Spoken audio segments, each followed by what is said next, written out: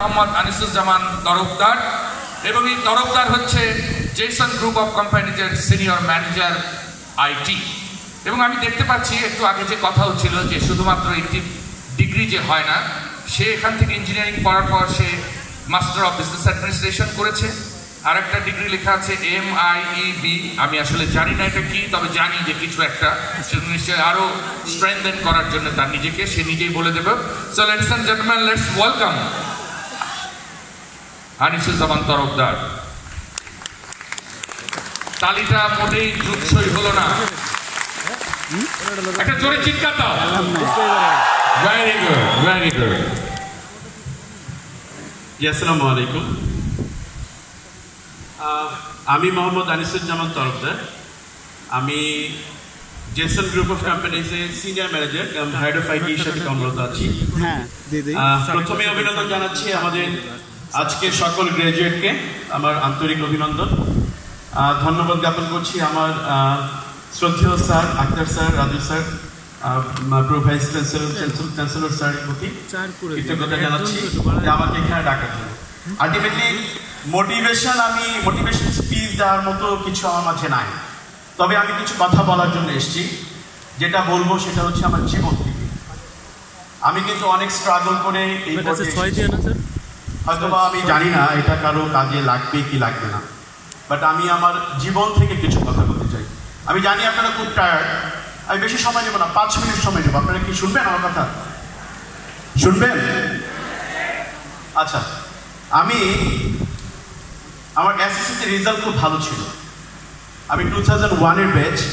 First grading system যখন শুরু হয়, তো অনেকেই আমরা জানি তখন আজকালকার মতো A+-এর এত ছড়াছড়ি ছিল না। তখন দেখা যাচ্ছে যে কিছু কিছু বোর্ডে A+ ছিল না আমাদের সময়। তো আমি এসএসসিতে মোটামুটি আলহামদুলিল্লাহ ভালো রেজাল্টই করি। তারপর যেটা হয়, ইন্টারমিডিয়েট লাইফটা হচ্ছে খুব ছোট, আপনারা সবাই জানেন, সবাই পাস করে আসেন। ইন্টারমিডিয়েট লাইফে যে আমি আসলে ওভাবে এতটা কেয়ারফুল ছিলাম না, যার প্রেক্ষিতে আমার লাইফ থেকে ওই 2 বছর আর কি বিভীষিকাময় বছর হিসাবে রূপান্তরিত হয়। অবশেষে যখন আমি ইন্টারমিডিয়েট শেষ করলাম, আমি যে রেজাল্টটা পেলাম এটা আমি খুব শক হলাম। আমার যে রেজাল্ট আসলো, এই রেজাল্টে দেখা যাচ্ছে যে আমি এমন একটা জায়গায় চান্স পাবো, হয়তো বা ডিগ্রি পাস কোর্সে গেলে করতে পারবো। আমার বাবা ছিলেন লাইফ স্টকে ছিলেন, উনি একজন অ্যাসিস্ট্যান্ট ডিরেক্টর হিসেবে রিটায়ারমেন্টে গিয়েছেন। আমার প্রত্যেকটা ভাই মাস্টার্স করা। তো আমার একটা অ্যাম্বিশন ছিল যে আমি ইঞ্জিনিয়ার হব। ছোটবেলা থেকেই বলতে পারেন আমার একটা অ্যাম্বিশন ছিল। তো যখন আমি রেজাল্টটা দেখলাম, দেখে আমি খুব ভেঙে গেলাম। পাশাপাশি আমার বাবা মাও আমার প্রতি খুব খুব আচরণ শুরু করলেন এবং বললেন যে তোমার প্রতি আমার সকল আশা ভরসা শেষ।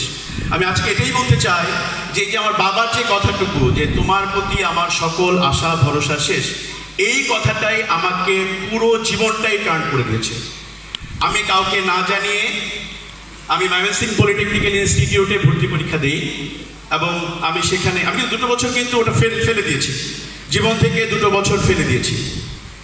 কম্পিউটার টেকনোলজিতে চান্স পাই এবং আমি সেখানে পড়াশোনা শুরু করি। আমার বাসায় কিন্তু কেউ জানে না, আমার বাসায় সবাই জানে আমি আবার ইন্টারমিডিয়েট দিব ফর গুড রেজাল্ট। আমি 1 বছর পর আত্মপ্রকাশ করি যে আমি ডিপ্লোমা শুরু করেছি এবং আমি গভর্নমেন্টের কিছু স্টাইপেন্ড আছে এগুলো পাওয়া শুরু করি। ডিপ্লোমা শেষ করার আগেই, দ্যাট মিনস 3rd ইয়ারে আমি কিন্তু একটা চাকরি পেয়ে দিই এবং এটার পেছনে অনেক পরিশ্রম ছিল। আমি প্রথমে জয়েন করি অ্যাপেক্স ইনফোটেক লিমিটেডে, অনেকে হয়তো নাম জানবেন, বেসিসের পাশেই অফিসটা ছিল। আমি ওখানে জুনিয়র প্রোগ্রামার হিসেবে জয়েন করি। আমার বেতন কত ধরেছিল জানেন? মাত্র 1,500 টাকা। আমি 1,500 টাকায় প্রথম জয়েন করি। আমি কিন্তু ফিনান্সিয়াল ম্যাটারের দিকে তাকাইনি, আমাকে স্টেবল হতে হবে, আমার এটা চিন্তা ছিল। আমি যখন ডিপ্লোমা শেষ করি, আমি প্রচণ্ড পরিশ্রম করি। আমি গ্র্যাজুয়েশন কিন্তু অনেক কষ্ট করে করেছি। আমি ইভিনিংয়ে ক্লাস করেছি সারাদিন অফিস করার পর। আমার এমনও আছে, আমরা বিলিং সফটওয়্যার নিয়ে কাজ করতাম পল্লী বিদ্যুৎ সমিতির। আমার এমনও আছে যে আমি সেই সুদূর কিশোরগঞ্জ থেকে দৌড়ে এসে আমি ক্লাস করেছি, মাওনা থেকে দৌড়ে এসে আমি ক্লাস করেছি। এভাবে আমার গ্রাজুয়েশন কমপ্লিট হয়। আলহামদুলিল্লাহ সেই ১৫০০ এখন কিন্তু ১.৫ লাখে রূপান্তর হয়ে গেছে। আজকে আমি অফিসের গাড়ি পাচ্ছি, অফিস থেকে সম্মান পাচ্ছি, আপনাদের কাছে সম্মান পাচ্ছি। আজকে আমার বাবা কিন্তু আমার বড় ভাই থেকে আমার নামটা উচ্চারণ করে একটু জোরে। আচ্ছা, তারপর কি করেছি আমি গ্রাজুয়েশন কমপ্লিট করে কিন্তু বসে নেই। আমার শ্রদ্ধা আক্তার স্যার, আমি যখন পাশ করলাম, আমি তখন পাশ করে ডাটাবেজ অ্যাডমিনিস্ট্রেশন পড়াশোনা শুরু করলাম ড্যাফোডিলে, ডিবিএ, অনেকে জানেন। তো তখন স্যারের সাথে আমার একদিন দেখা, ক্লাস করতে যাচ্ছি। তো স্যার বললো, কি ব্যাপার, তুমি মাস্টার শুরু করোনি এখনো? তো আমি বললাম, না স্যার। আসলে তখন আমার কি প্রবলেম ছিল জানেন? আমার ফিনান্সিয়াল প্রবলেম ছিল। আমি মাস্টার শুরু করার মতো প্রিপেয়ার ছিলাম না, যে একটা বছর আমি টেনে নিয়ে যাবো, এই খরচটুকুর জন্য প্রিপেয়ার ছিলাম না। তো আমি এখন গর্ব করে বলি, আমি আমার গ্রাজুয়েশন কমপ্লিট করেছি, আমি তারপরে MBA করেছি, আমি এখন MSc করেছি, আমার ডিফেন্স শুধু বাকি জগন্নাথ ইউনিভার্সিটি থেকে। প্রত্যেকটাই করেছি আমার নিজের টাকা। তো আজকে আমি জানি না সফল কিনা, শুধু এটুকু বুঝি যে যদি নিজের ভেতরে যদি স্পৃহা থাকে, ওই যে বললাম আমি ইঞ্জিনিয়ার হব, এই স্পৃহা যদি থাকে, ছিল, হয়েছি। স্যার বললেন একটা ডিগ্রি পাশে লিখেছি MIEB, এটা কিন্তু আমাদের সময় আমরা অ্যাফিলিয়েটেড হই ইঞ্জিনিয়ারিং ইনস্টিটিউটে, জানেন অনেকে। তো নামের আগে আমি যেটা জানি, নামের আগে ইঞ্জিনিয়ার লিখতে গেলে আপনাকে ইঞ্জিনিয়ারিং ইনস্টিটিউটের মেম্বারশিপ নিতে হয়। আমি আলহামদুলিল্লাহ এখন ইঞ্জিনিয়ারিং ইনস্টিটিউটের মেম্বার, অলসো কম্পিউটার সোসাইটির মেম্বার। তো এছাড়া আমি MSc প্রায় আমার কমপ্লিট। মোটিভেশন দিচ্ছি না, শুধু নিজের জীবন থেকে দুটো কথা বললাম। আর আমি যেহেতু ম্যানেজারিয়াল জব করি, আমি 2 মিনিট সময় দেব, সবাই টায়ার্ড। ম্যানেজারিয়াল জবের ক্ষেত্রে কিছু কথা বলি, লাইফ থেকে দেখা। যারা নতুন গ্রাজুয়েট আছেন তাদের হয়তো বা কাজে লাগবে। লাইফ থেকে দেখা, এই জন্য বলছি, একটু মনোযোগ সহকারে শুনবেন।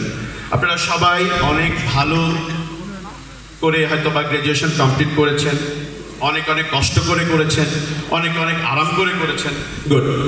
নতুন জীবনে পদার্পণ করছেন। কর্মময় জীবন কিন্তু অনেক কঠিন, এখানে কিন্তু কম্পিটিশন আরও বেশি।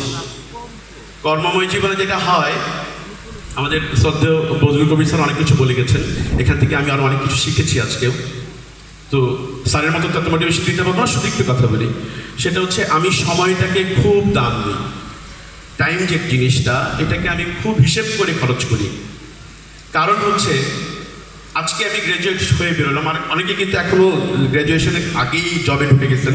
যারা নতুন আসছেন জব মার্কেটে, তাদের ক্ষেত্রে বলি, যদি ভীষণ থাকে যে আমি BCS ক্যাডার হব অথবা আমি একটা গভর্নমেন্ট জবে ঢুকবো, গুড, নো ডাউট, আপনি ওখানে পড়াশোনা করেন, ডেডিকেশন দেন, কোনো সমস্যা নেই। কিন্তু আমার একটা রিকোয়েস্ট, যদি মনে করেন যে আমি কাজ শিখবো, তাহলে কোথাও ঢুকে যান। ফিনান্সিয়াল ব্যাপারটাকে কনসিডারেশনে না এনে ঢুকে যান। আপনি যে সময়টুকু ফিনান্সিয়াল ব্যাপার নিয়ে চিন্তা করতে করতে সময়টুকু পার করবেন, আপনি যদি কোথাও ঢুকে যান, ওখানে যদি আপনি এই কয়েকটা বছরের যে এক্সপিরিয়েন্সগুলো গ্যাদার করবেন, আপনি কিন্তু অনেক উপরে উঠে যাবেন। আপনার ফিনান্সিয়াল এক্সপেকটেশনটাও ফুলফিল হবে, আপনার সোশ্যাল যে স্টেটাস সেটাও কিন্তু অনেক হায়ার হবে। আর বেশি কথা বলতে চাচ্ছি না, ধন্যবাদ সবাইকে, আবারও অভিনন্দন জানাচ্ছি আমার তরফ থেকে। Congratulations all of you new graduate, welcome to new journey. Thank you very much. আসসালামু আলাইকুম। So you need to stay for a while. Let's welcome Honorable Pro Vice Chancellor again, along with the Department of